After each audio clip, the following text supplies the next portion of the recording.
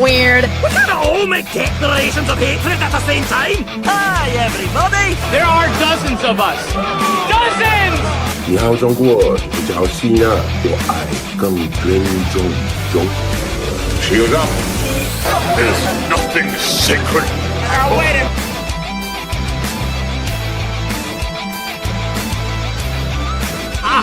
Alson, help me up onto his casket so I can dance on it.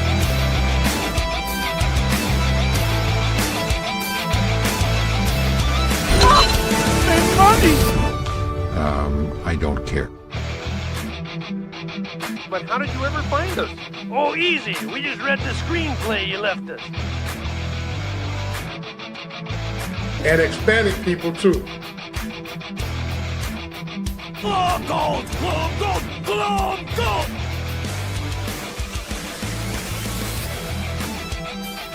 You get nothing! You lose! Good day, sir!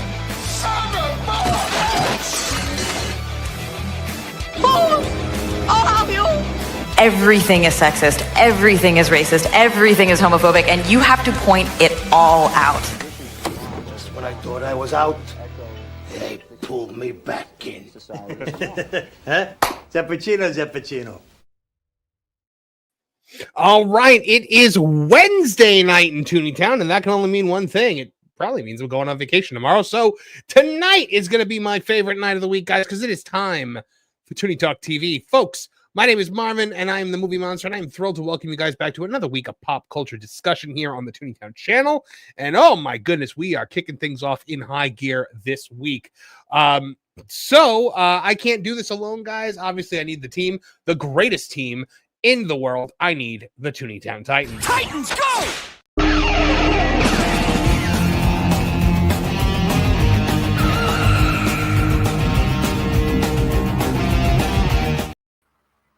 Trish! Hi. It feels weird saying hi because I was talking in there, but hi, everybody. Yeah, I know. It's okay. But, you know, you are saying hi, you know, now in person. Hi. Yep, that's me. So that's great. What do you got going on this week? Anything fun? Yeah, not compared to you. I'm going on vacation. I got nothing exciting about that. You know, it's vacation technically, but like I'm going to be working the entire time pretty much because the news never stops, and neither do I, Trish. You know, it's a just call. Throw that cliche out of me. Yeah, no, it's my lot in life. But also, you know, it's not like I'm going to like Aruba. I'm going to Jersey to see my family. I love my family dearly. I was I hope they're not listening. Hey, I'm gonna see my family. Please, this is the last show they'd ever listen to. No, I will. I'm excited to see them.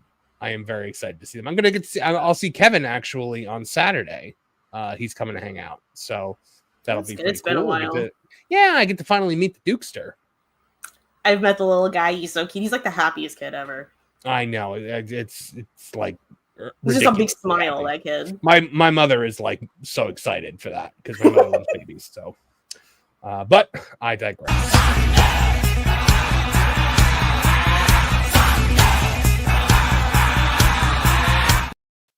Nolan Thunder is here. Hello, my friend. Hello, everyone. I'm in good spirits. I found they had Pokemon Hershey bars.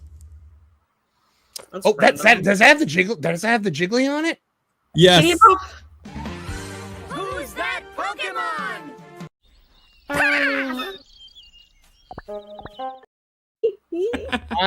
My wife would go ballistic for that because we were at MegaCon, Nolan, which you got to come to this time. And we're walking, and like literally, my wife is like walking with me, and I'm with Jonas and Pro, and like pretty much like all of our like people. And all of a sudden my wife just gasps and vanishes. And I look and she's at a booth and there is an enormous Jigglypuff. Like, I mean, like a costume? No, like a stuffed Jigglypuff. I mean, it's like plushie. Okay. Yeah, no, it's a plushie that's like the size of a couch cushion. Oh my God. Of course she bought it. And then literally like was giggling the entire day. It has its own couch in my living room. Is it bigger than her? It's wider than her. Wow. So yeah, it's pretty. You know, I'll have to get a picture of what we affectionately refer to as Big Jig. Big Jig. Yeah, we went to a costume party for a friend about a week ago, and my wife went as Glinda, and so we got her like the little crown and the wand, and now the crown and the wand are on the Jigglypuff. Well, naturally. Oh my God, this is hilarious. Yeah. So. She said to me the other day, she's like, you don't have enough Jigglypuff clips on the show. I said, no, I think I have the proper amount. Like, my audience doesn't just want more Jigglypuff. Like, it's they just want me. Well, she said to me the other day, she's like, did you ever tell Trish about Big Jig? You should tell her about it. She'd love it. Yeah. Right. I love the pure joy. Big Jig. Oh, no, that's like she's a rapper very name. excited. Yeah.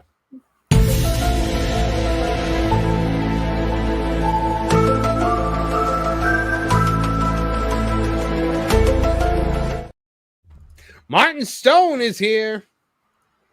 Hi, Martin. And muted. Yeah. No, I just didn't have a whole lot to say. I'm more of a Snorlax guy myself. Oh my goodness. How are you, my friend? I'm doing really well. Thank you for asking. How about you? I'm doing all right. I had to go buy this wrist brace today because I think I'm getting carpal tunnel. But because of all the it's the writer's injury. The writer's version of a torn ACL. I had something similar, but it was from throwing my kids around in the pool, and that kind of hyperextended my wrist, and so I had to wear a brace for a week or so. Yeah, I got the brace now. I put some Tiger Balm on it, so it's doing okay. And now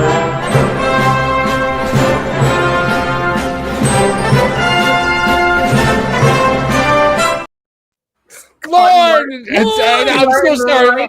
I'm so sorry, Mark. You started talking the second I clicked. It's okay. Lauren, how you doing? Good. How are you? Doing all right. My goodness. Martin, what were you saying? Oh, I was saying that's why I refuse to now play with my kids. Oh, that's probably for the best. Lauren, how are you this week, my friend? I'm sleepy and I'm grouchy, but I'm doing my best to hide it. So pretty much the same as always. Yeah, pretty much. I call that a day that ends in Y. Kevin should be on the way, hopefully. Hopefully he's coming. But guys, so as you guys know, this is a show made for you and financed by you. We count on your generous super chats to keep the lights on around here. And because of that, we take breaks in between each of our stories to read your super chats. We do break for super chats of $50 or more, and boom, as my people say. Yeah, exactly. Have you guys been just incredibly generous today? So let's get right to it. Wing and Moonlight gifted 20 Tooney Town TV memberships, which is incredibly generous. That's $100 right there, guys.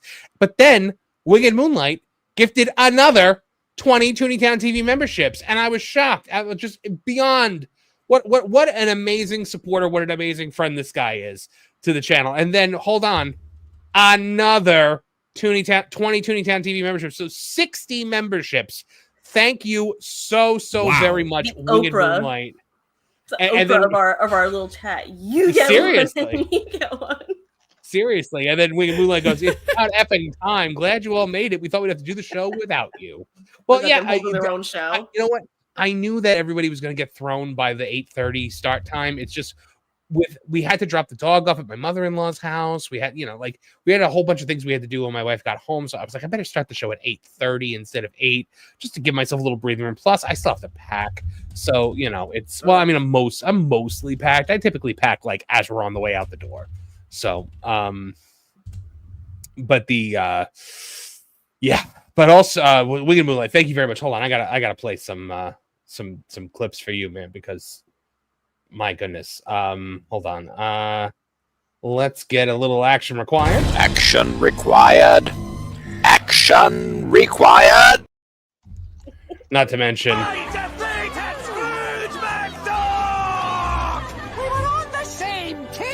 At the Red House, where black people and white people buy furniture. And Hispanic people, too. And the intro to Crime and Punishment. I'm going to play the whole thing. I was literally waiting. This is like 2 minutes. What are you It's like 2 minutes long, I know. For those 60 of you that now have memberships, Crime and Punishment is the true crime podcast hosted by myself and Trish. We have not done an episode in a while, but that is changing very soon with our Ted Bundy extravaganza that's going to be coming. Ooh. So once I'm back, Trish, we gotta schedule that out and actually do it. Did you call it a Ted Bundy extravaganza? Well, I mean, yeah. That's the worst party in the world, man. Not if you're Ted Bundy. He had a really good time. He had a pretty good time up until the end, Lauren. If you're me, because spoiler alert, he absolutely would have targeted me. So Yes. yeah. Yeah, no, Trish was his. I was his type. Also, another phenomenal supporter and friend of the show, Regina Sharp, just one of my favorite people on the world, for $50. I am confuzzled. There is AEW on my TV, but Tooney on my computer. Am I in a temporal anomaly, or is somebody on the wrong night? This is giving me the existential blues, man. First of all, what are you doing watching AEW? What are you trying to hurt yourself? But you know, Regina Sharp, we appreciate you being here. We see you, we hear you, we speak your name. I don't even know where that got that from. We speak your name. I think actually, funnily enough, I think I got that from the Howard. I think it was a clip they used to play on the Howard Stern show. I invented that, Robin. That Tooney guy, he's ripping me off, Robin. We'll talk more about him in a bit. Hopefully, Kevin gets here because he's the only other person I think that was a Howard Stern listener. But Regina Sharp, thank you.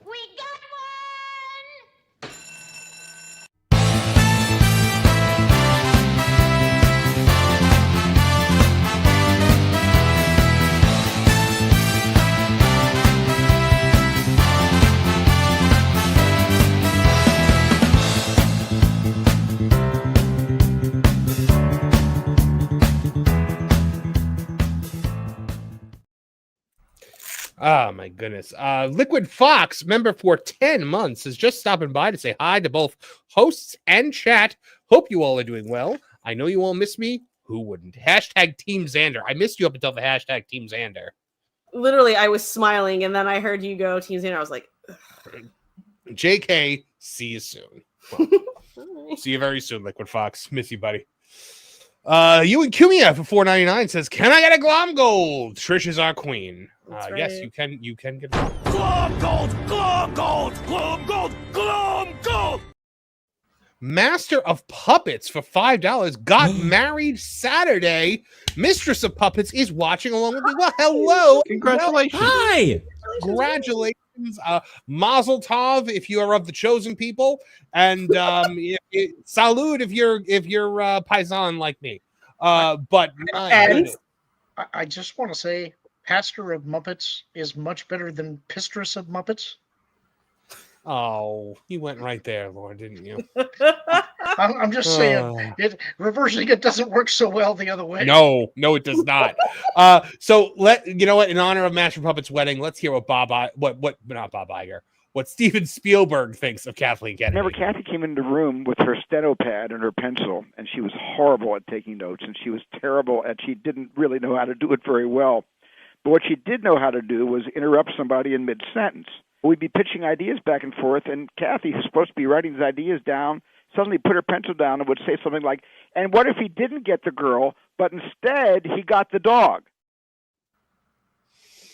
Amazing. John Williams for $20 is tired of this feud continuing. I drove to Nolan's house to call him out to fight, but a big muscular guy came out to beat me up instead. It dawned on me that this was a different Nolan's house. This was Nolan's fault.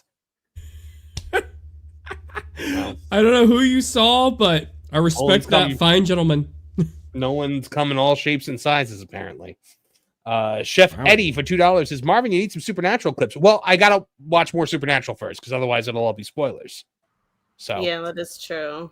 XJ Cherokee Bear for $2 says, what's next? The John Wayne Gacy extravaganza? No, that would be the John Wayne Gacy hootenanny. That was an evil laugh, Nolan. Yes, seriously. Sorry, that was funny. And hoedown. No, that's the Jeffrey Dahmer hoedown. Regina Sharp for $5 says, just doing the AEW masochism tango. As you do. I get it. I mean, look, I do it because I get paid to do it. It's part of my job. But my own, I don't understand why so many of you guys do it. You know how Italian he's being because he's gonna go see his family. It's gonna be so much worse by the time I'm back. But no, like my family, like they are very, very Italian in some ways, and they are very, very not in a lot of ways. So we'll see. But yeah, I mean, like occasionally there's one time Christmas Eve, my mother, I walked in the kitchen and I saw her pouring tomato sauce out of a jar into something, and I went, "What are you doing?" And she turned around like she had been caught, like stealing the Mona Lisa, and she was just like, "You will say nothing to no one tonight about this." You saw nothing. Yeah, basically it was like, because she knew if I had told my uncles that she did that, it would have been, they'd still be talking about it. So never hear the end of it. The biggest Medigon thing that you could possibly do. So where's the Italian? Yes, I forgot you got that one. I actually just put it back in while I was talking. Yes. So, all right, guys, that does it for the super chats. We will take breaks in between stories to read super chats. We do take breaks for $50 or more, like this one from Wing and Moonlight for another 10 Tooney Town TV memberships. My goodness, Wing and Moonlight, man. I hope none of this hurts you in any way, shape, or form, because we always say super chat what you can when you can. We very much appreciate it, man. I mean, what a gift you are giving us tonight. My goodness. Hold on. Let's what can I've already done like a lot of my best clip. I very rarely get a chance to use that one. But Wing and Moonlight, thank you so very much. I love you, man. Gay! Wow. Thanks, Senor Chang, for calling me out for my platonic love of Wing and Moonlight. Unbelievable. All right, guys, let's get a move on into the Wild Blue Yonder here. I mean, so much is going on today. The Disney what do you call it? The Disney earnings call was today, and I was covering it, and that's why my brain is so fried. But first, before we get into that, Trish, what are you watching this week? It's just more Judge Judy, my girl, and just Beverly Hills 90210 stuff. I've been very like, let me just pot lucky. Like, oh, I feel like watching this. I feel like watching that. A little bit of here, a little bit there. Nothing that makes sense. Really. Yeah. It just doesn't make for interesting conversation, I realize. But what about you, Nolan? What are you watching this week? As per usual, I've been watching YouTube. This week, I've been watching a lot of YouTube channel called Warping Fist, who I've been a big fan of for a long time. He's got a very relaxing, mellow type Toonami type vibes to his content, and he talks a lot about it's got like a lot of development history of like Marvel movies, like the Sam Raimi Spider-Man movies, the Batman movies, and a lot of canceled projects. Although he does make me feel old sometimes, because he talked about how when Spider-Man, the first one, came out, how he wasn't born yet. I'm like, it makes you feel old, Nolan? What is he, like 2? I have no clue, but it feels that way. But I'll tell you, though, it was kind of fascinating. I really wish Kevin was here right now, because he was showing Comic-Con footage of, like, the 2001 Comic-Con, and it's just crazy how within 20-something years, how different everything looks. And as far as nerd culture goes, it's wild. Yeah, absolutely. Let's see. Martin Stone, what are you watching this week? Well, I got through all of the Pete Davison Doctor Who episodes, and I just started on Colin Baker. So wait, Pete Davidson, when he regenerates, that's the he was the Doctor all along, right? Yeah. So when Davison regenerates, it's now clown suit doctor. Yeah. Yeah. Yeah.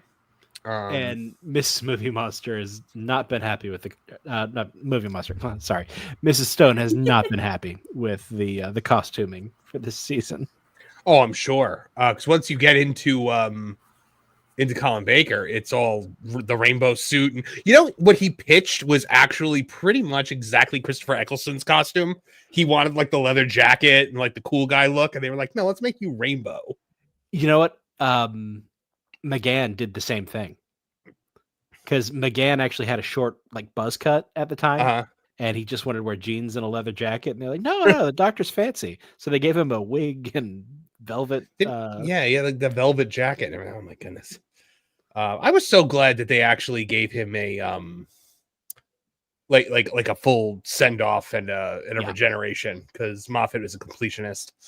Lauren Connor, what are you watching this week?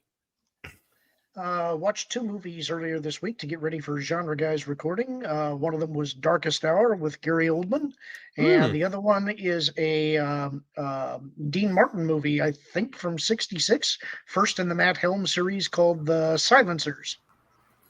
Awesome. Martin and I are like, oh, Dean Martin. I love Dean Martin also. Oh, I've watched through all the Matt Helm movies. I even have the books. I will confess that I watched them early in the morning. It was a night where I hadn't slept very well. I fell asleep multiple times in the movie, so I'm not going to be as great on that one as I was for Darkest Hour, but I'll do my best to hang in there with you guys. By the way, I have to say to Eamon the Fair says, "Did you know Tennant married Moffat's daughter?" And I said, I don't know that, because he didn't. No, he married Pete Davidson's daughter. Yeah. Which is funny, because that was his favorite doctor. That was his childhood hero. So now he gets to call his doctor Dad. It's kind of like when Nick Cage married Elvis's daughter. Yeah. For that hot. Did he? Mm-hmm. Yep. Yeah, for like a month. I knew Michael Jackson married Elvis's daughter, but yeah, and that was totally natural. Just fit the two of them like a glove. Yep, 100%. Like a glove. See you, Martin. We had we had a I had a history teacher in high school who hated Michael Jackson, and he loved John Wayne, and he had a big cardboard cutout of John Wayne. And so somebody one night as a prank took a picture of Michael Jackson's face and put it over John Wayne's head. And this was like right after right after he married Lisa Marie Presley. And so he took it down and he put up Elvis over the head, and he put a word bubble next to it that said, "I'm sorry, are you telling me that my daughter, whose pop was the king, married the king of pop? Good Lord, I'm glad I'm dead." And he got in trouble for it, but he was tenured, so nothing happened. Principal told him to take it down. Got in trouble for it. Yeah, well, I can't do that. So I have actually been watching Rick and Morty this week a lot, because I can kind of turn my brain off during it and just convince myself that it's really smart. But the because I've been trying to think. I really would love to write something or do a video on it, just like what the hell happened to Rick and Morty, because it was like pop culture-rama. Like it was such a huge show, and it fell off so hard, and it has vanished from the cultural conversation completely. Was the OG episodes as good as they hype it up to be? I never got a chance to see it, but were they that good? Yeah, the first season is really good. It takes a minute, like most shows, it takes a minute to find the voice of the show. And it's a lot of just like grossness for the sake of grossness and stuff like that, almost like Ren and Stimpy-esque. But then by the time you get into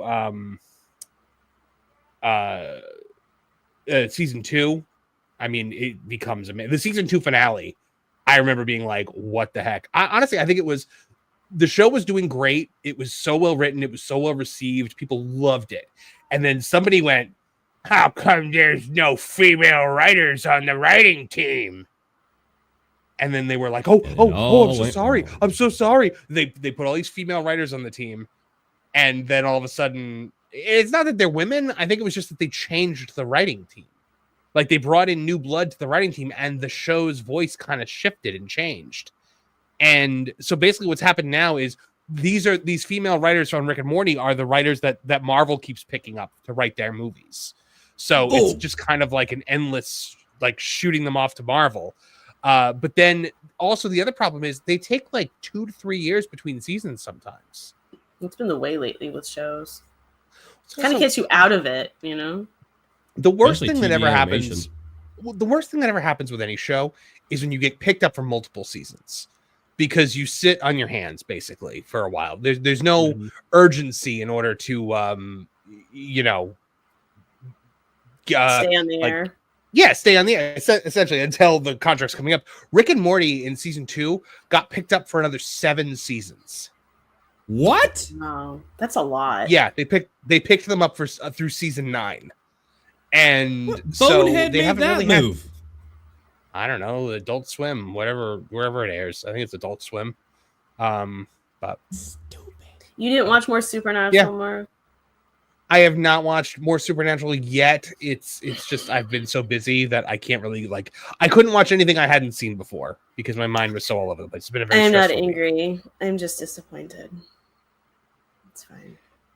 It's okay. Dang. I'm only brokenhearted. It's no big deal. Mm-hmm. All right, guys. Let's a couple more super chats came in, so let's get to those and then get into our first story. Regina Sharp for $20 says, I'm going to tune into AEW one day and there'll be no botches, no production mistakes, good stories, and interesting commentary. Also, pigs will have wings, English food will have flavor, and Glomgold will rehire me. English food, man. I think when I went in my whole Universal doesn't have good food, it's because I was always eating at the Harry Potter restaurants and it's all just gross British food. With pumpkin. With what? With pumpkin. It's in everything, man. Yes. Pumpkin juice. So weird. And also, I'm just can we please just get a Coke freestyle machine in here so I can fill my cup up, please? But alas, no. Wizards didn't have that. Yeah, you know what else they didn't have? Credit cards, but they take mine. Touche. They're not asking me to pay in galleons, Trish. Yell at me, right? I'm not the one who took away or didn't put your Coke machine. Calm down. Though I will say when that land first opened up and they would print your receipt out for you to sign, you had to sign it with a feather quill. That's incredible. Yeah, and they don't do that. There is a money exchange place in the back of Diagon Alley. In Gringotts? Wait, is that a real place? I've seen the outside of it. I didn't know you could actually go in there and exchange money. Yeah, you can buy gift certificates and things like that there. Oh, I thought it was going to be you give them real money and they give you fake money, like buying cryptocurrency. Oh, I didn't think that. Like buying cryptocurrency. I've had to explain cryptocurrency to so many people. Because no one can wrap their head around the fact that it doesn't exist. Right. They're that's why when they were selling, I remember somebody spent $4 million to buy a plot of land in the metaverse, virtual land. Yes. In the metaverse. And I was somewhere a bunch of the Illuminati or whatever were all sitting around a table and they were I bet we can get them to buy nothing. Literal nothing. And somebody was oh, let's see if that happens. And sure enough, people will literally buy nothing as long as it's next to Snoop Dogg's nothing. Because the $4 million plot of fake land that didn't exist was next to Snoop Dogg's plot of fake land that didn't exist. So they basically did it to say they were neighbors with Snoop Dogg. That's really what they were paying for. Yeah. You think they pop in there every day hoping to see Snoop Dogg pop into the metaverse? Because I seriously doubt that he spends much time there. I don't think he goes at all. You think he's it's too busy on Martha Stewart? Instagram. I think it's Martha Stewart. What, Martin? You think it's Martha Stewart? Yeah, he's renting it out to Martha Stewart. Oh! You think Martha Stewart's with the? No, I think that they have a good friendship from afar. Wing and Moonlight she done became more time than him. I think so. Yeah, she has. Wing and Moonlight became a YouTube member after gifting 70 memberships. So welcome, Wing and Moonlight. It was oh wait, I'm not one. Yeah. John Williams for $9.99 says, Simple Marv, Just like Community, Dan replaced versions of the previous writers with female bad writers when he has a history of with females bad when he has a history of harassment. Third season of Rick and Morty, he was going through a divorce and wanted everyone to know. Yeah, he sure did. Wing and Moonlight for $5 says, just curious, have you tried I think Streamlabs is what you're trying to say, for donations? You'll lose about 8 to 10% as opposed to YouTube's blanking 30%. Yeah, so Nate does that over on the HCast, and I've thought about it. I've looked into it. The problem is you can't bring it up on the screen. So I feel like it kind of almost defeats the purpose of, because you're doing it through a third party. You're doing it through Streamlabs. So, Lauren, what are you laughing at? You're muted. Muted, Lauren. Sorry, nothing. I'm just listening. Okay. Wing and Moonlight for $2 also says, oops, I meant Streamlabs. Yeah, I figured. Ooh, I just snorted. Hold on. I did earlier too. I do that sometimes. Mike Glass, member for 2 months, says, Marvin, you need to keep watching Supernatural. I agree. I do. Thank you, Mike. I agree. I'll keep on it. Don't worry. He's not now. He's made the mistake now. You see. Mm-hmm. I was leaving him alone. William Moonlight says, not sure I'm supposed to get in touch for panel stuff, but that was on the docket of that $20 membership. Somebody help me with that. If you keep, okay, yeah. So the way that works is now, because we didn't have any people on that membership level before. So when I do the membership streams, which to my great shame, I have not done in several weeks, which I will do once I'm back from vacation. So typically I will post the link. It'll be in the members only section, and I will post a join link for anyone on the Tooney Town Council that they can come in and they can join, the members only panel. You just can't have your camera on. That's the only thing that the only rule for that is no camera, and you got to keep it clean. So, but yeah, looking forward to it. Now I got to start doing those member streams again, don't I? Yeah, I think you do. Yeah.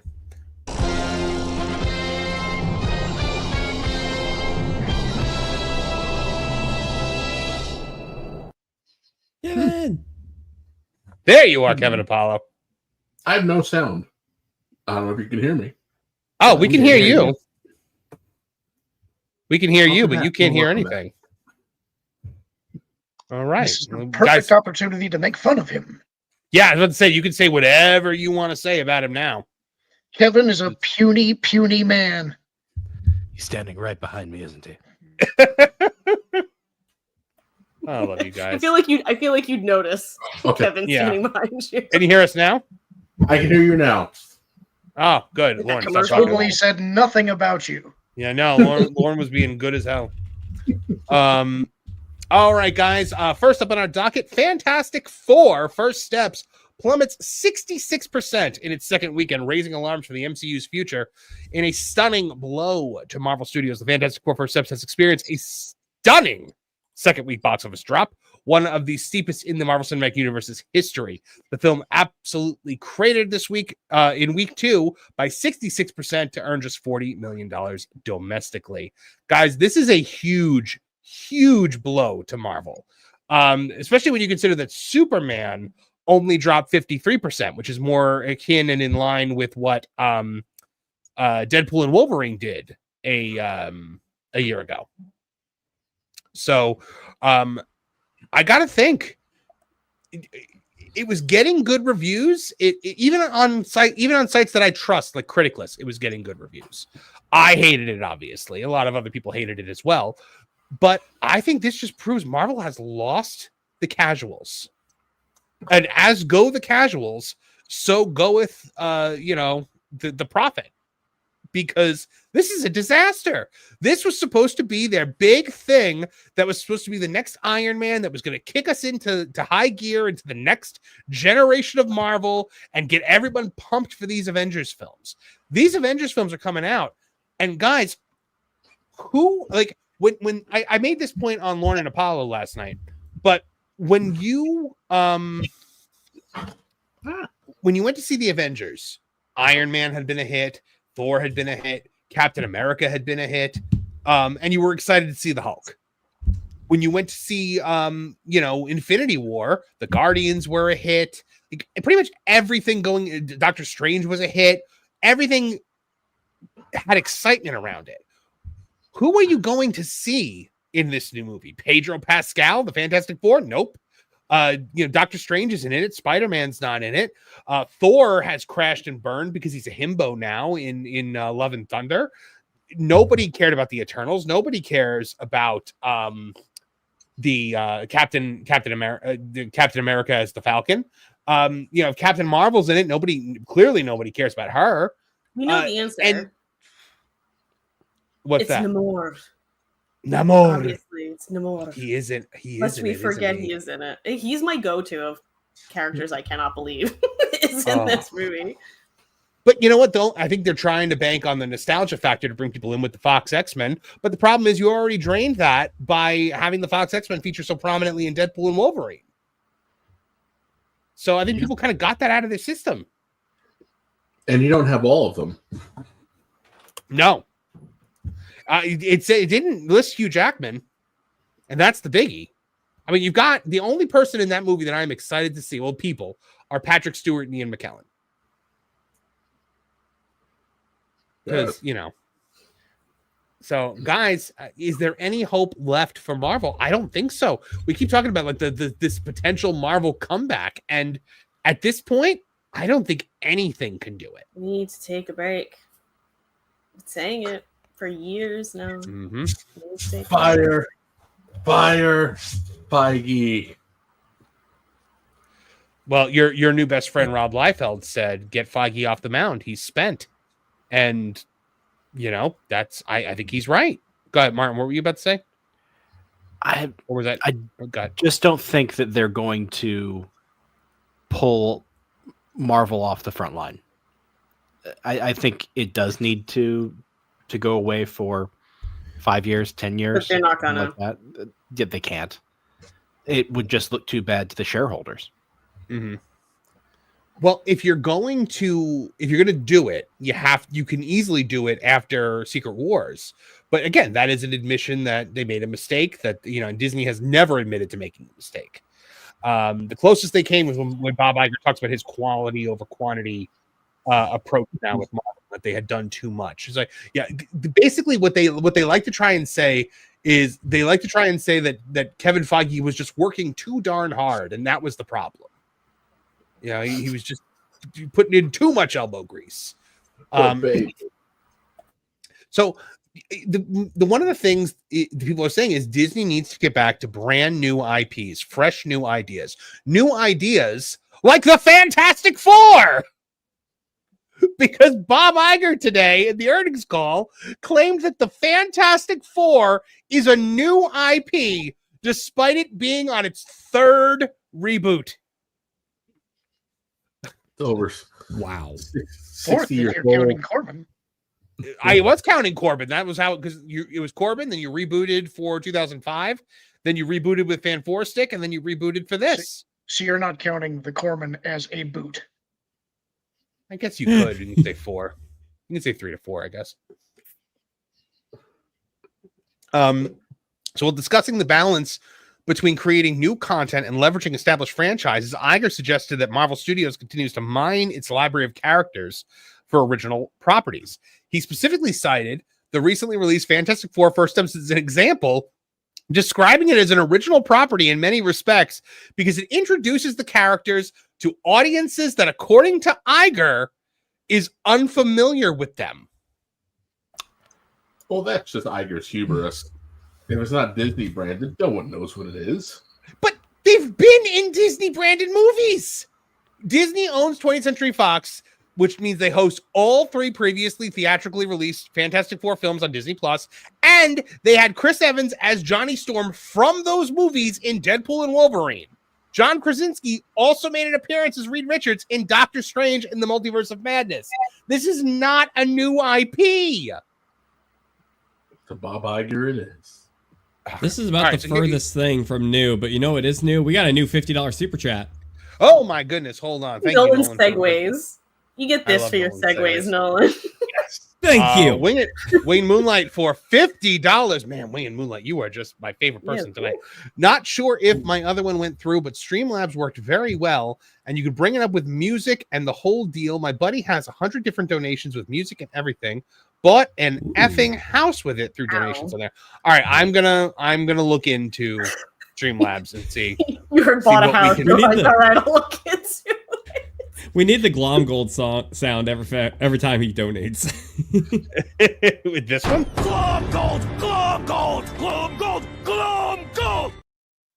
Yes! Because I'm Flint Heart Glom Gold, and I always will be!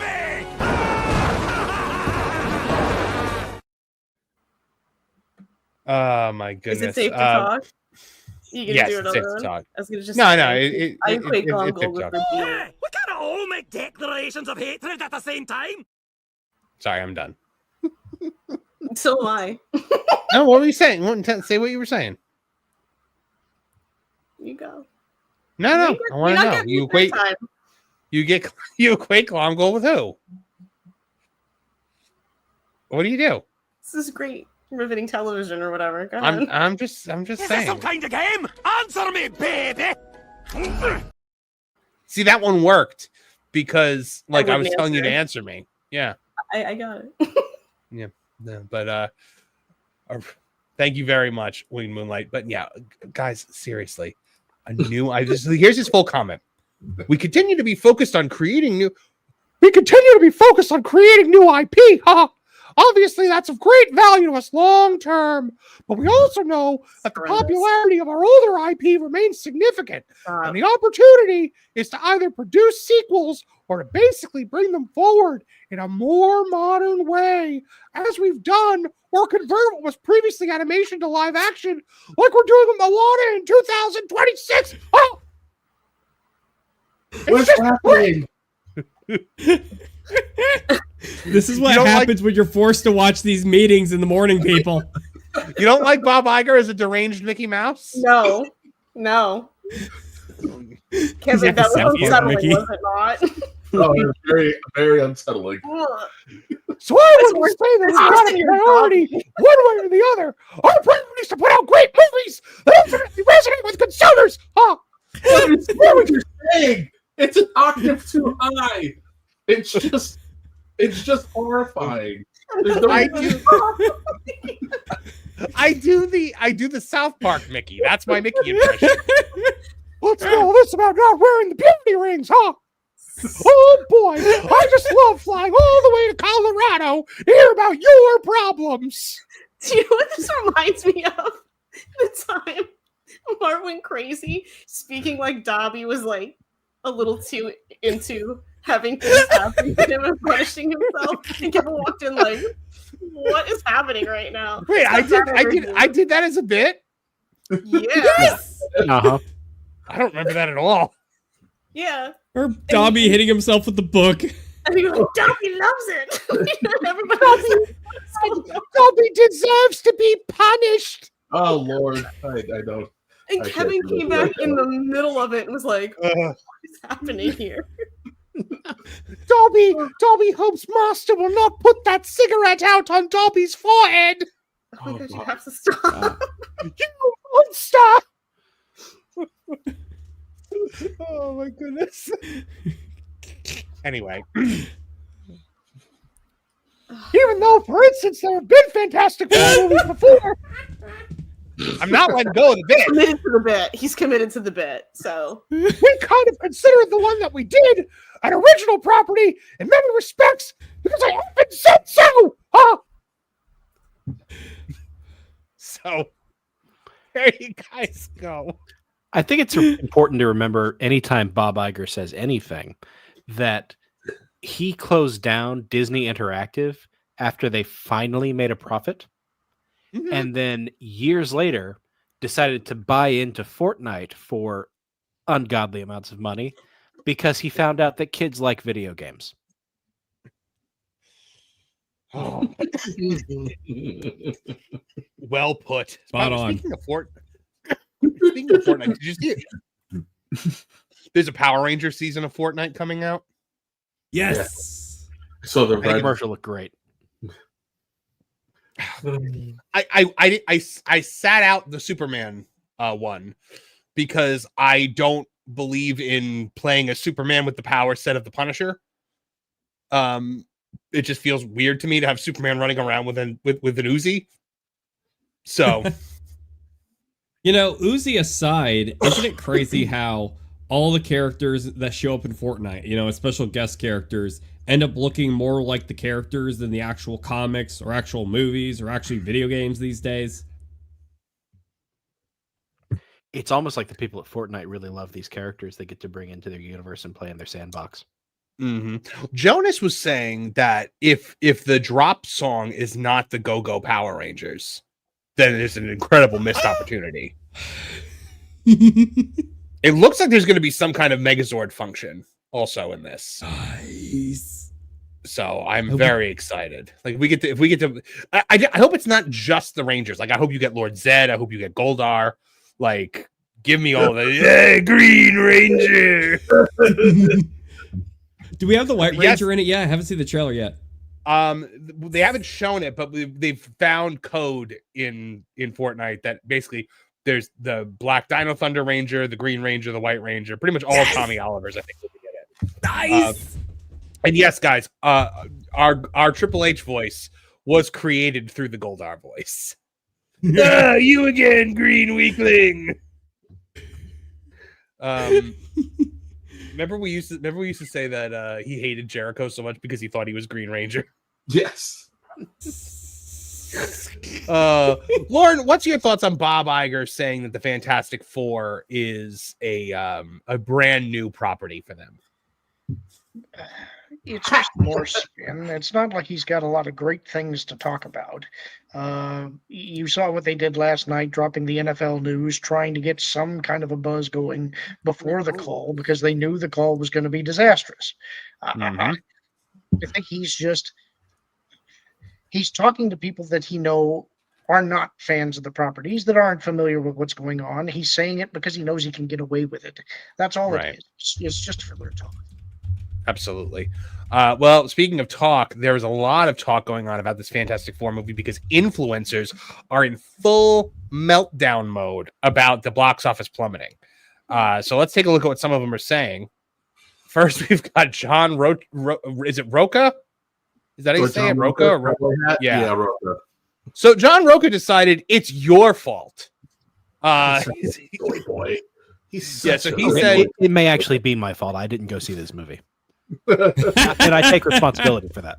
He said some people won't want to hear this, but it might be time to stop putting all the blame on studios or creatives for underperforming movies. It might be time to start looking at the intelligence level of moviegoers. If a phenomenally stupid film like Jurassic World Rebirth can crush films like Superman and the Fantastic Four at the box office, then something might be wrong with all of us and not the studios or the creatives. None of these films were intelligent. I used to like John Roca, but this is the dumbest possible take, the stupidest, most insulting take possible. Because all you have to do is entertain. It doesn't matter not every movie has to be Shakespeare. It's okay to like a dumb movie. Dumb movies can be a lot of fun. They're not just making dumb movies. They're making movies that insult the audience, and the audience is not showing up for it. We're done being slapped around by these jerks who own the IPs and want to push an agenda on us that we don't want and tell us how bad we are. Keep doing that. We'll keep withholding cash. Until you can actually cater to your customer, you're dead to us. Absolutely. 100%, Lauren. You are 1,000% right. It is so insulting to attack the audience for not having the same subjective opinion as you. And by the way, this is what he's doing. He's saying that his opinion that Superman and Fantastic Four were great movies and Jurassic World Rebirth was crap, that it's objective reality. It's people are stupid if they don't share my opinion. And this is the kind of nonsense take that I have been screaming about for a year and a half here, guys, because your opinions are not facts. When I come on here and I say Fantastic Four is a bad movie, if somebody tries to come at me and was like, no, it's a great movie, I'm like, okay, well, cool. I'm glad it was good for you. I didn't like it. And that's fine. We are grown adults. We're allowed to disagree with each other on subjective entertainment. Well, he will share your opinion when it's convenient for him, because he, much like Campia, will be the first person to say entertainment is subjective until you don't like what they like. Exactly. Hate it. I can't stand it. That's why nobody watches or goes to Collider anymore. Mm-hmm. Well, let's take a look at what other people had to say. So somebody said the audience is never wrong. Story producers are always to blame if the project fails. If you're blaming the audience, you've lost the thread. And he goes, no block of people, no matter how massive, is never wrong. That's idiotic to say. Audiences in numerous arenas have been wrong in a myriad of ways for centuries of our Earth's existence. What the hell, man? Like, what the hell are you saying? I'll take this one. I don't actually have a salient point and cannot defend the pitiful Drek I threw out. So I will in turn obfuscate and stretch out your point by one, insulting you, and two, not actually answering you. It's a story as old as time. You are. I actually think the best metric would be number of theaters or percentage of theater seats sold as compared to the population. Yep. That would be the better metric. Well, and again, we don't talk about how many people are actually in theaters anymore. And we pretend like inflation does not exist when we want to talk about how well these movies are doing when they compare them to other movies, but in the same genre, clumped over the span of less than 10 years. It's like, guys, there are not a lot of people in the theaters right now. That is the actual truth teller right now. It has nothing to do with a 5-week digital release. The movie theater experience is unique. It is something that we used to celebrate, and right now you're not giving anybody anything exciting to pull them into the theaters. Theater owners will. Oh, sorry, Ken. I want to know where all these smart moviegoers went to. Evidently, the smart moviegoers were putting Marvel over $1 billion consistently, and now everybody's too dumb to buy the tickets to the Marvel movies. It's the same people. It's not like it was octogenarians who were going to see Endgame. It's the same population. And guys, these ain't Ingmar Bergman movies. They're not smart. At best, they're fun, and sometimes they're pretty clever. But it's not the seventh. Are you trying to tell me that Reed Richards is not really a genius? On that movie, he's not. Well, it's this guy, Hunter Balding, who describes himself as a real journalist on his thing, says, who gives a blank how much the movie makes? I don't know. The company. The shareholders, the investors. The people If I may quote the Stonecutters, we do. Because if you like something, it has to make money to continue to have more of it. And the entire movie-going population was sold on the idea that it's important. It was used to drive people to go see it for fear of missing out. It was used to signal who's successful, and we all picked up on the signal. So, excuse me for taking social signals. You can't celebrate the success and then ignore the failures. It's not how it works. Also, how does he think his little creative projects get funded? If nothing makes money, there's no money to continue to do all of this stuff. That doesn't matter if it makes money. It's like, of course, you should care about it. You should care. You wouldn't think that you'd have to explain that to a quote unquote real journalist. By the way, hi, I'm a journalist who's been cited by the federal government. You don't want to discuss economics with these people. They don't understand where valuable money comes from. Hey, Marv, I've written straight news for you, right? You have. Am I a journalist? You are a journalist. There we go. Oh, gonna get Martin a hat. You only written straight news. You only written straight news though, none of that gay news. Is this the gayest article you've written? I think I did mention Pedro once or twice. You did. People like My Time to Shine, hello, having an existential meltdown. This is worse than I thought. This could be another flop than Marvel. How do you explain this? Like, what happened? Well, we know what happened. And then I loved the ones that have just reveling in it, like Yellow Flash, Marvel is doomed, Fantastic Four officially bombs. Gary from Nerdrotic responded to this one. They said Marvel's Fantastic Four first steps took a misstep. Still, it's already surpassed the total domestic run of Thunderbolts and Captain America. And so Nerdrotic said, Fantastic Four is the best Disney Marvel flop of the year. Just incredible. And then, of course, the explosion of Spider-Man set leaks. Yeah. It's all just to make you not talk about this box office. It looks like America's got a new ass. And they have to share it with Sony. Mm-hmm. Eat your heart out, Sweeney. America's new ass is shared with the Japanese.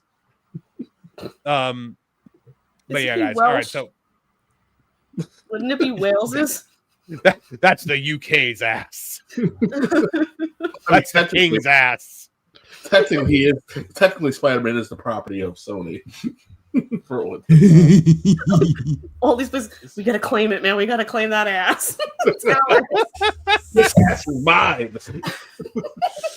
Your ass is mine. I claim this ass in the name of Japan.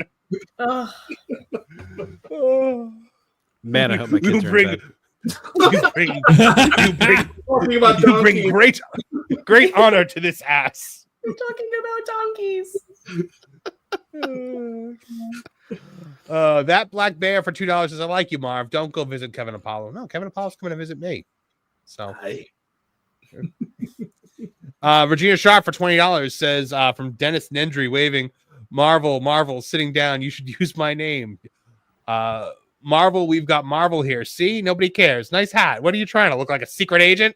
Oh, I said from Jurassic Park. Don't use my name. Hey, we got Marvel here. See, nobody cares. And then he got killed by a spitting dinosaur. Did anybody else in that scene hear that noise he makes and think that was a dinosaur noise? That shrieking noise he makes? Oh my goodness. Let's see. Chevy for $5.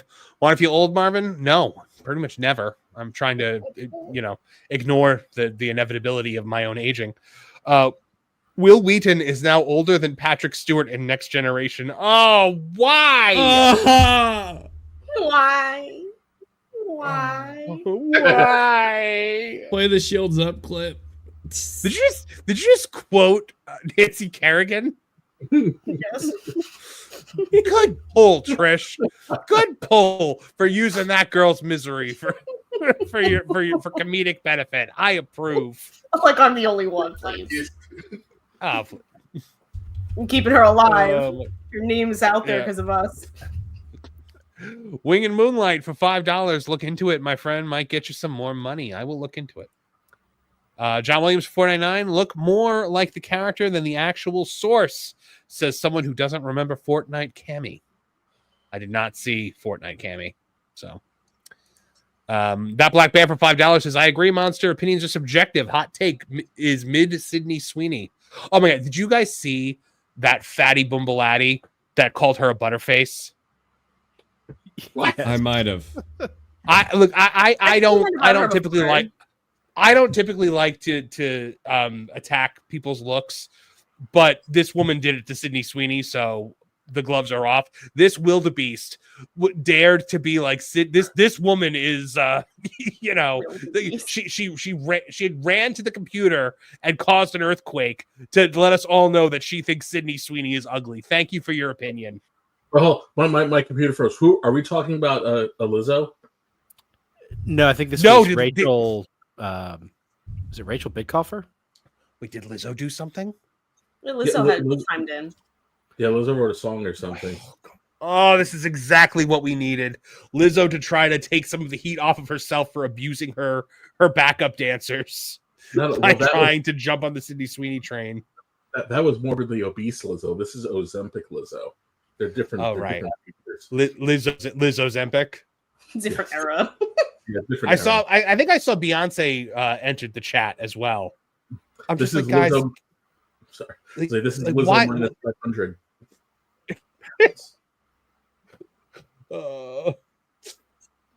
You know who I want to hear from Lori Beth Denberg from all that about this.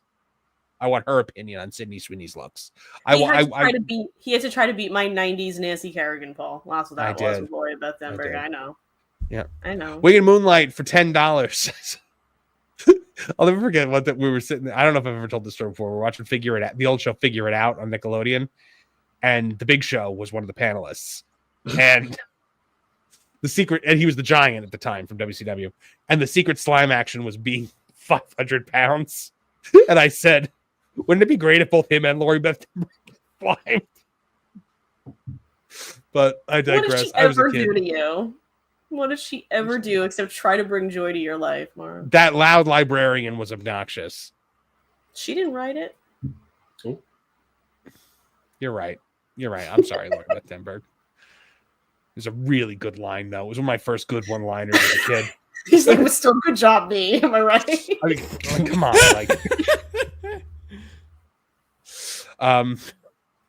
like Mike Tyson romanticizes a certain punch that he threw one time. So sometimes in a moment of badness, you can appreciate the artistry. It's just Kevin. I think Kevin going like this needs to be the intro or something because it's like gift material. Wicked Moonlight for $10 says, I think The Naked Gun is going to be a big turning point if all goes well with bringing people back to the originality and movies and just going to see a good movie.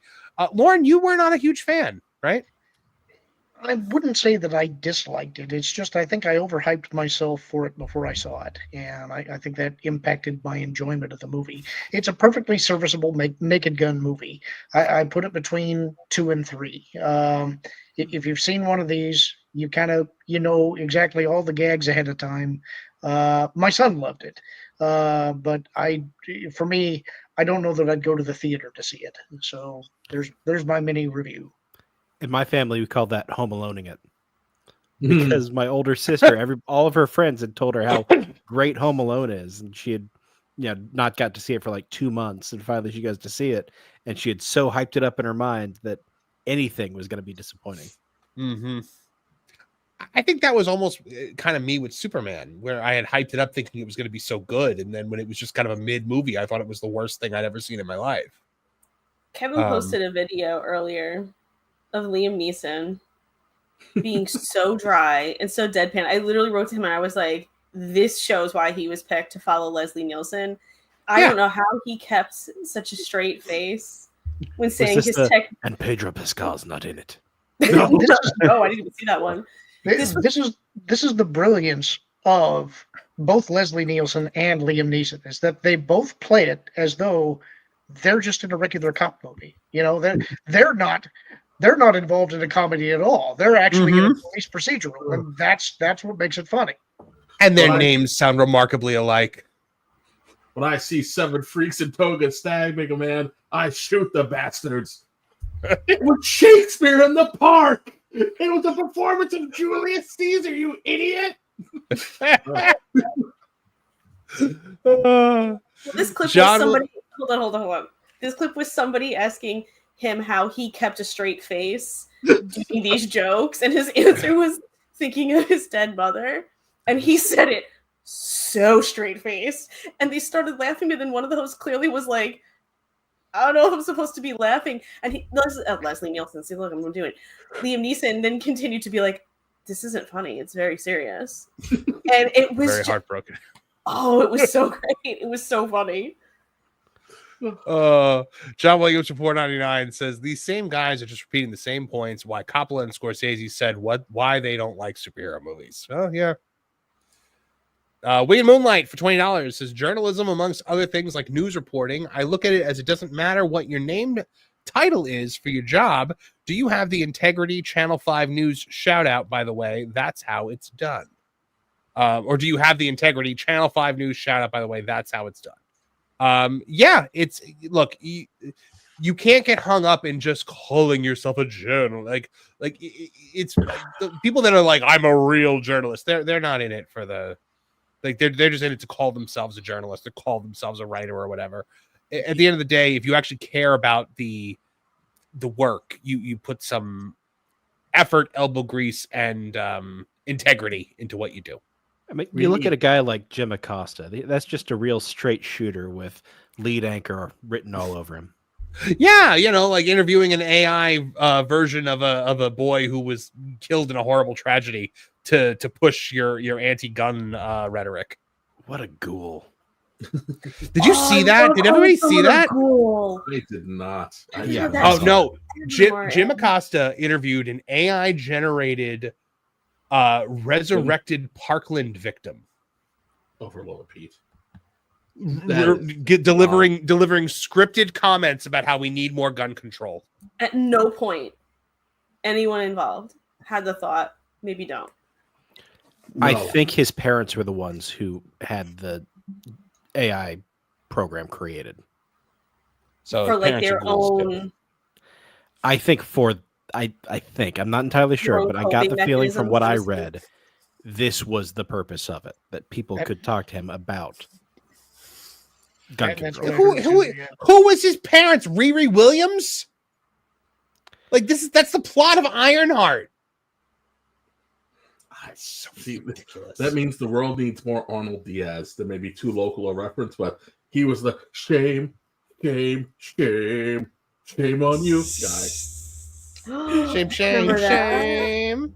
Shame on you. I use that clip from Family Guy all the time. All right, so we have got to move on to our title story of the night because I desperately want to talk about this because I invented being canceled, Robin. I invented it. Stephen Colbert's ripping me off, Robin. This late show thing. I was canceled long before Stephen Colbert. Everyone is ripping me off, Robin. I am a struggling artist. Howard Stern. Look at my Fry Kid wig, Robin. I wear Fry Kids on my head, Robin. Look. Fry Kids on my head. Oh, I can't even. It came in the mail. It came in the mail, Robin, in a package. I made it sit outside my door for 3 days because I still actually believe that, Robin. It's 2025 and I still don't leave my house, Robin. Yeah. So Howard Stern became Howard Hughes. For those of you that don't know, around 2020, when the virus hit, he took the stay-home orders and he continues to follow them. He just doesn't leave his house. He makes packages sit on his front door for days. So, let's see what's going on with Hop Along Howie. Sources indicate that the Howard Stern show is set to be canceled on Sirius XM as the Shock Jock's lucrative contract approaches its expiration this fall. The 71-year-old radio icon, who has been a cornerstone of the satellite radio platform since 2006, may not see his 5-year deal renewed amid reports of financial disagreements and shifting priorities at the company. So, according to insights shared with multiple outlets, Sirius XM is preparing to offer an offer for Stern, but does not anticipate him accepting it, primarily due to the insurmountable gaps in salary negotiations. Stern's current contract, valued at $100 million annually for 5 years, $500 million, has been a benchmark for high-profile media deals, but insiders claim the investment no longer aligns with the company's economic realities. Sirius and Stern are never going to meet on the money he is going to want, an insider source claimed. It's no longer worth the investment. Because, guys, here's the thing. Howard has been making $500 million here for like 20 years, with with these 5-year deals that he has signed, which means he's probably made, over $2 billion at this point. With each subsequent contract, it's not that they end up paying him more, he works less. Like, Kevin, how often would you say he's actually on the air? Oh my goodness. He went from being Monday through Thursday to being like Monday to half of Wednesday. Mm-hmm. Yeah, and that's a busy week. Sometimes you may only get him Monday or Tuesday or Monday and Wednesday. But that's a big part of why I said I wasn't paying for this anymore. Yeah. Yeah, guys, this guy was literally the king of all media. He had an audience of 20 million people at one point when he was syndicated in the New York market with K-Rock. I mean, the guy had a meteoric story, a meteoric rise. He was the outsider. He was the renegade. He was the original shock jock. And then he became friends with Jimmy Kimmel. and just went full blown woke, and just started lashing out at politicians. Let's take a look. There he is with Stephen Colbert. Some of the things that he said. In 2024, Stern declared he hates Trump voters, calling them stupid and questioning their intelligence. He said he didn't mind losing half his audience if Trump supporters stopped listening to his show. He also claimed that Trump despises his own supporters, suggesting they wouldn't fit in at Mar-a-Lago. Following the 2024 election, he expressed fear that America wasn't ready to elect a woman president like Kamala Harris, implying Trump's victory reflected societal biases. And in 2023, he embraced his woke label, affirming that he is anti-Trump. That's what it's become. He has stopped being Howard Stern and has become Jimmy Kimmel. And my question was, did he change, or is this always who he was? Was he just a guy that just desired to be accepted by the Hollywood elite and was just angry that they wouldn't accept him? Is that what we are all like taking on a ride for all those years? He strikes me as the outcast in school who always wanted to be popular, and then suddenly all of the stuff he liked became popular and people wanted to be friends with him, and now he's all like, oh, because like more than any of the stuff that you're talking about here, the thing I hear a lot is that people who listen to him for a long time think he's a hypocrite now. Like he went from making fun of with the celebrities and this and that, and now he's like rubbing elbows and hobnobbing with them, and like you can't make fun of this person and you can't make fun of that person, and they're kind of like, who even are you? This is not how you were this entire time. And I just think he got cool with those people, and like that's it. He got what he wanted. Artie Lang, who by the way I hope is doing well. Artie said that he doesn't recognize the guy anymore because he says we used to do riff for like an hour on the radio about how stupid Ellen dancing it was on her thing. He goes, then I tune in and I hear him be like, Robin, I can't start my day without Ellen dancing. I love it, Robin. I love Ellen. Go ahead, Kevin. What were you going to say? I think this is always who he was. He wanted to be accepted, and he couldn't be accepted because he wasn't a cool kid. So he lashed out against the cool kids. And then he realized that because he was lashing out at people who have never been lashed out before, he had an audience, but he never liked that audience. He never wanted to be associated with them. He just needed their money. And then the second someone cracked open the door for him, he immediately abandoned them. And I say you got proof of this because you look at how he treats people on his staff. You know, Gary, who's been there forever, he still treats the guy like he's an idiot. His limo driver, he says the absolute most despicable things to him. He fired Scott the engineer. Yeah, he doesn't pay his people well. This is not a good person. He's not a good man. So he got what he wanted, and now he's just mad that everybody can see him for what he is. Look at Gary was with him through it all, took all the abuse, has been his longtime producer. And then he met this Marcy Turk, this con artist life coach lady, and made her the CEO of his channels. Mm-hmm. Now Gary answers to her. Yep. Insane. It's beyond stupid and insulting. And I was a Stern super fan, guys. I loved Howard Stern. I loved Opie and Anthony. And yes, my Howard Stern impression is Anthony Cumia's Howard Stern impression because it's the best Howard Stern impression. But Howard has always been a hypocrite. He would attack these other shock jocks and bury them and claim that everyone was ripping him off. But at the same time, if one of them came back at him, if he had power over one of their markets, he would pressure them with gag orders. He silenced Opie and Anthony for years. I mean, Kev, you remember that? I remember that. That was a big deal. I have to thank Howard Stern because he accidentally got me to Rush Limbaugh, and this is the best gift Howard Stern gave me. Yeah, I'm sure he'd love that he did. I mean, he introduced me to Artie Lang, and one of my favorite comedians. I adore Artie. I hope he's doing well. The poor guy. Last time I saw, he had no nose. So what happened to his nose? So he was heroin. No, he was snorting heroin, and some reports say that like the heroin like dissolved like the bridge of his nose, basically. Others say that he got some stuff that was laced with some other stuff. There might have been like bits of metal or whatever mixed in with it, and he snorted it, and it tore up the cartilage in his nose. I remember when my dad saw Punisher Warzone for the first time. when Ray Stevenson punches the guy in the face and his face collapses in. My father jumps up and screams, "I've seen that happen before. That's what happens. Oh my God, no one ever shows you what happens. That's what happens when you do too much coke."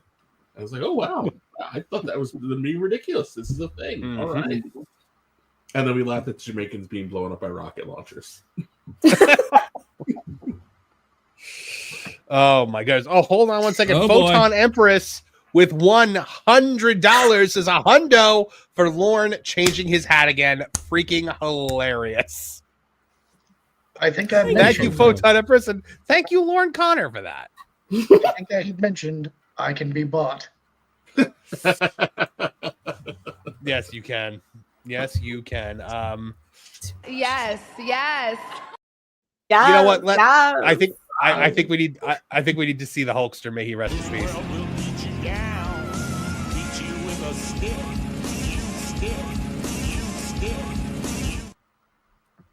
Kev, did you see the clouds at Hogan's funeral? Yeah, I did. Trish, did you see that? Bam Margera. Was at the funeral? Yes, that was outside the funeral. Oh my God.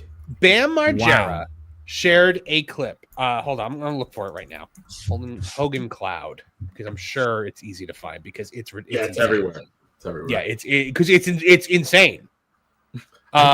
Here. I do find it funny that what was it last year, 2 years ago, where Hulkster tweeted that he missed Bam and he was and he said that he said.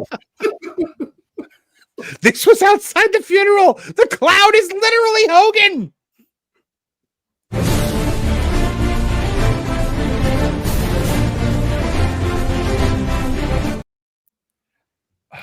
Wow. Brother, rest in peace.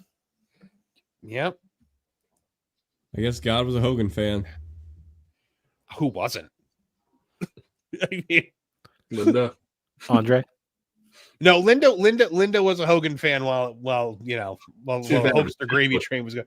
Did you see Linda's comments after he died? Like it was just sad. You're the one and only one for me, unless you're a 20-year-old boy. Mm-hmm. Oh.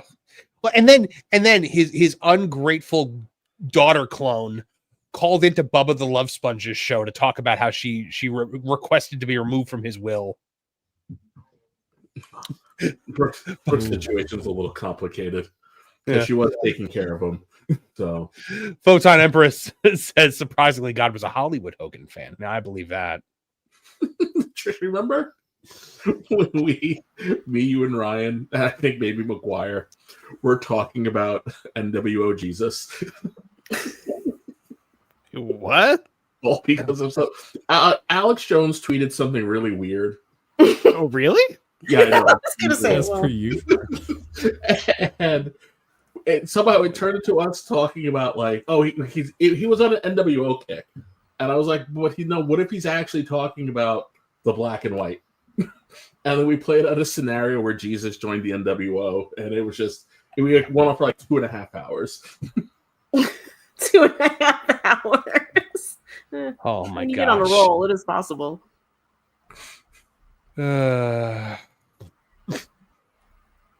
Fantastic. All right, guys. Let's get to some super chats, and then we are going to have to bring it on home because the pro show is going to be starting, and we're going to be redirecting you guys to the pro show, and I am going to be heading over to Gothic Therapy because they are doing their 15,000 subscriber celebration. So I'm going to go over there and hang out with those guys for a little bit. Congrats to them. Yeah. Let's see. Regina Sharp for $5 says, "Why do you have a picture of Don Imus for your Howard Stern star?" Oh yeah, he does. He hated Imus so much that he became a worse version of him. Is what you said, Kevin. Yeah, that was exactly what you hit the nail on the head. I became a lamer version of Imus. XJ Cherokee Bear for $2.99 says Joe Rogan equals Stern 80s, 90s, 2000s. Rogan greater than Stern today. Absolutely. And Joe Rogan has the interview chops too. Wing Moonlight for $5. I'm such a Random great question. interviewer. I just repeat it. Oh, sorry. I didn't mean to talk over you. I invented talking over people, Marv. Don't steal my thing, Marv. I invented it. He was actually a terrible interviewer for so long because, like I remember he was interviewing Lady Gaga, and it was actually pretty interesting. Like, she was talking about things in her life, like her addictions and stuff like that. And all of a sudden, he just breaks these like, "Yeah, you ever make out with a girl?" I heard something like that once. It was something that was kind of a naughtier topic, but he was doing the interview, and it was actually really interesting. And then it was like, "Oh yeah, gotta be gross." And I was just like, wow. I was never a fan. He was just not for me. But I was in a situation where I had to listen to it. And I found myself being engaged with the interview when he was running it like normal. And then it was, it was like a switch got flipped. And he was like, "Oh yeah, I have to be disgusting now." And I was just like, "Oh, this is a bummer." What's your bra size? Like, it's just like huge. It's terrible. You're going to say something to me, and then I'm just going to say back to you, but put a question mark at the end of it and make you answer. Wing and Moonlight for $5 is random question since we're all similar age. Anyone remember the Dr. Dreadful thing in the 90s? Oh, yeah, the food lab. I remember that. Yeah. That sounds familiar. Yeah, it was around the same time as like Creepy Crawlers and I remember Creepy Crawlers. Crawlers. I had Creepy Dr. Crawlers. Dreadful was basically the boy version of like Easy Bake Oven. Although really Creepy Crawlers was. Oh, I know what this is. Yeah. The one that you could eat, right? Yeah. Yeah. Okay. Because we were all jealous of our sister's Easy Bake Oven. I never had one. Regina Sharp for $5 says, "You either die a hero or you live long enough to see yourself become the villain." That's Howard Stern. BITW Matt, member for 11 months, says, "Stern Show died when Artie left. Bye-bye, Howard." It's true. It did. Wing and Moonlight for $10 is always like that, but I think the minute he got a taste of being one more space, whatever was underneath in that deny pathways activated and boom off to the races. Yeah, I agree. It was absolutely. John Williams 499 says, "Remember, Stern was friends with Billy West. Stern brought John Kay after those two had a public falling out. It was uncomfortable." Billy West is one of the best things on the Stern Show for a long time. Harry Fine goes to Woodstock. Like Marge Schott. I listened to some of those classic Marge Schott things the other day. Oh my gosh, I was crying laughing. But I'm sure those are the things he's currently editing out of his archives, though. And John Williams for 199 says, "Hogan going over everyone one last time." Yes, absolutely. All right, guys. I think we are. Yeah, I think that's about it. I think that's everything we got for this week. So a bit of a shorter show. Next week is going to be an interesting one. Kev and Trish will be hosting together. So, woo! I'm on mute, but I was laughing. Yeah. So you guys are going to be doing that in my absence, but I am. Hold on, Wing and Moonlight for one more $5 says, "Bro, so sorry, I'm blind. Auto C, so sorry, bro. I'm blind. Text to speak. Blank me on that last one." No problem. No problem. I think it comes out fairly good then if that's text to speech, all things considered. Absolutely. We usually know what you're saying, so. Absolutely. Sure thing. All right. Nolan Thunder, what do you got going on? All right, so you can catch me this Saturday for the weekend because we got That Gameplays coming up at 8 o'clock p.m. Eastern Standard Time. We should be covering a bit of the Rareware news. It was actually their 40th anniversary earlier this week, so they put out a promotional image with Banjo-Kazooie, Battletoads, a lot of the OG stuff, so we'll probably be going over some of the Xbox things they have themed around that. And we should have a few other stories wrapped up for it. We're at the middle of the week, so we'll hopefully have some more stories dropping. If you want to see what I'm personally working on, I'm getting very close to finishing up Lost in the Files episode 10. I've been editing up the credits these past few days, so be on the lookout for that in about 2 weeks or so. It's going to be a fun time, and Vash Sky will actually be leading into it after the T3PO live show one of these days. So be on the lookout for that. A release date will be updated here in the very near future. Okay, very good. Very good. Martin Stone, what's going on in your neck of the woods? Well, you can find me on T3PO, one of the Lost Guys, with Trish, Nolan, and Hangry Table. There should be a new episode dropping tomorrow or the day after. And then we also do the member exclusive. It's also the Lost Guys, but you get it about 2 months early over on That Park Place, the channel. Lauren Connor, I mean, you and Kevin have got the absolutely amazing late night with Lauren and Apollo going on. What do you guys got cooking? You're very kind. We haven't set up our next show, but I've got a couple of ideas of where we might want to go. I need to talk to Kevin about it to see if we're in agreement on that or if we want to do something else. But stay tuned. Hoping all of you guys will join us on Friday night. All right. And Trish, anything you got plugged this week? This part makes me feel awkward every week because it's like redundant, by the time you get to me. So I feel awkward, but like Martin said. You can start going first if you want for this. Or I could just make stuff up and then you could take the real stuff. No, oh my God, no! This is turning into this is taking a road I didn't mean to take with it. You all are fine. It's just You can have one of you plug the new episode. One of you could plug the playback episode. Or I'll just I'm running Latveria these days. Having a blast doing that. There you go. Oh my God! Hold on, Moonlight. Winged Moonlight once again with another 20 Tooney Town TV memberships, just turning that chat green. How many memberships is that you've gifted tonight, Winged Moonlight, my friend? It is. I think it's 90. 20. I think he's at 80. Yeah, I think it's 80. Thank you. Yeah, you're amazing. 2, 4, 6, 80 memberships tonight. My goodness, the generosity is just unbelievable. Thank you so much, Winged Moonlight. Seriously, I'm sure he didn't get a 10 in there as well at one point. Oh yeah, no, he did. I think it is 90. I think it is 90. You're right. Plus 91 because he also became a member. He says for $5, just because I love you guys. Take care, my friends. Hope to see you wherever you're heading for more. We'll see you. These guys will see you next week, and then I'll see you the week after. So we look forward to it. So my goodness, I can't imagine there's anybody in the chat right now that's not green. So Kevin Apollo, what do you got to plug this week? How we're gonna have some fun with Lauren on Friday, and I guess I'm going over the pro show whenever we're done. And I don't know, I'll be here next Tuesday. No, I don't know. When are we doing wrestling? Is it still on Tuesday? I'll be make sure all of this don't burn the house down, and then thank you. I'll be here on Thursday.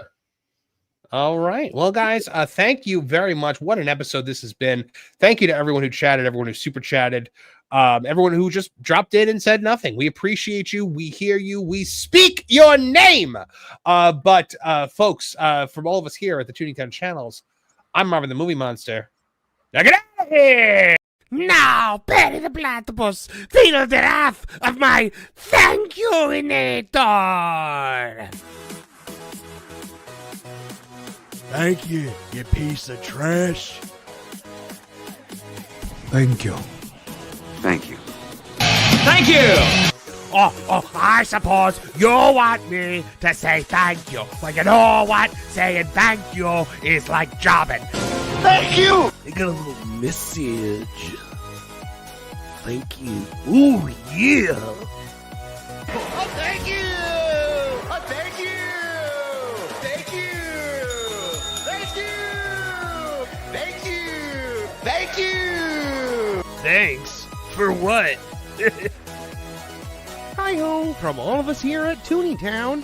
Thank you! And viewers like you. Thank you.